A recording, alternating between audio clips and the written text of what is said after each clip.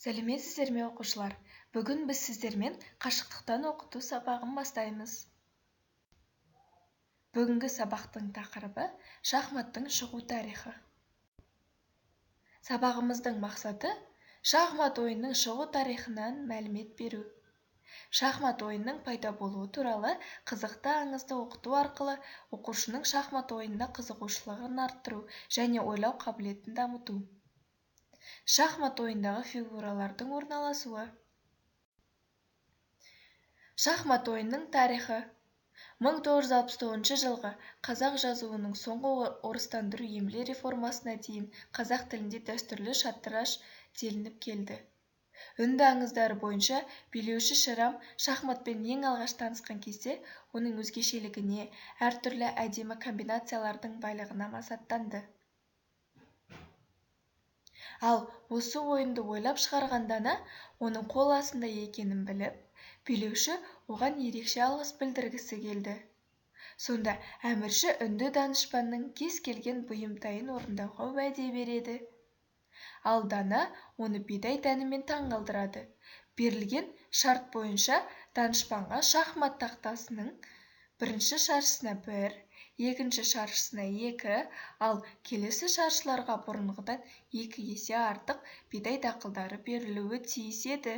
Және билеуші осы санның қанша екенін білмей, оны Данаға лезде беруді бұйырды.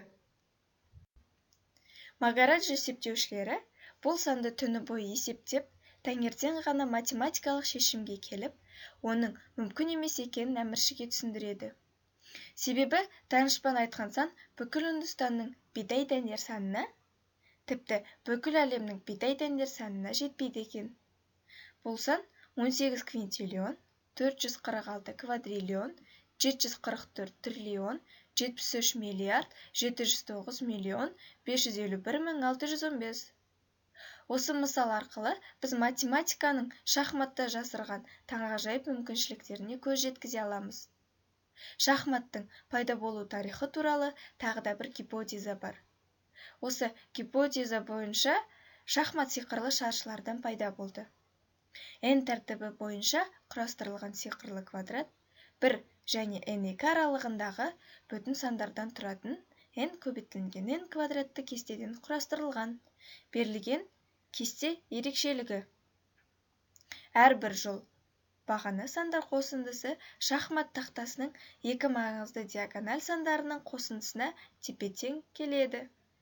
Саны 8-ге тең сиқырлы шаршы үшін әрбір жол бағана маңызды диагональ қосындысы 260-қа тең. Гав және Талхан аңызы.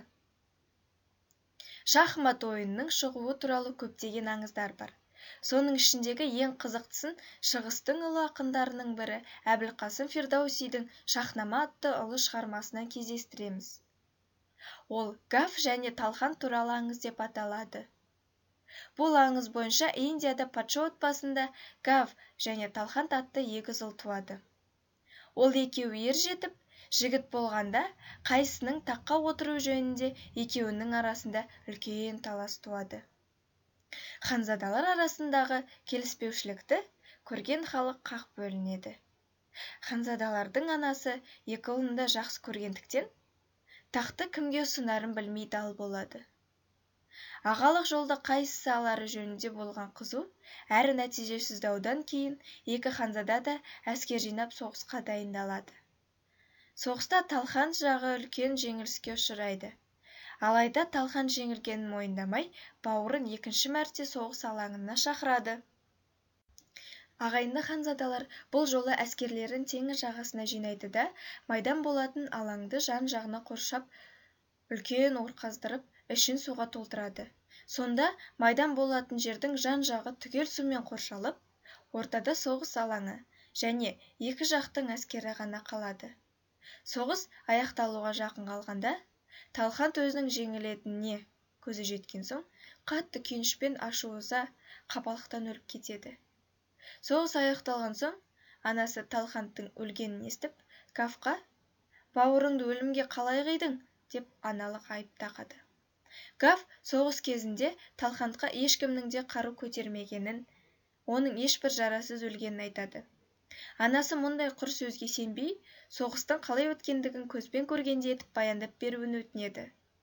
Сонда Гав ел ішіндегі дана, ақылгөй адамдардың бәрін патша сарайына жинап, олардан көмек сұрайды. Ол жиналғандарға қазылған ор, су, әскер қатары болған соғыс, ханзада өлімі туралы толық баяндап береді. Ақылгөй адамдар 3 күн, 3 түн ойланып, 4-ші күні болған соғысты бейнелейтін бір ойын ойлап шығарады. Ол осы күнгі шахмат ойыны екен. Шахмат ойындағы фигуралардың орналасуы. Шахмат ойында барлығы 16 пешкі, 16 фигура болады. Олардың жартысы ақ, жартысы қара түске боялады. Әр ойыншыда бір король, К әріптерімен белгіленіп жазылады. Бір ферзь, F2, ладья, L2 ат, 2 піл, S8 пешкіден болады. Пешкі жазылмайды, орнына пешкі тұрған шашы жазылады. Ал енді балалар, осы видео сабағымыз бойынша үй тапсырмасы. Шахмат ойыны шыққан ел. Шахмат ойында қанша түрлі тас бар? Алаңда неше шақпақ бар? Сау болыңыздар.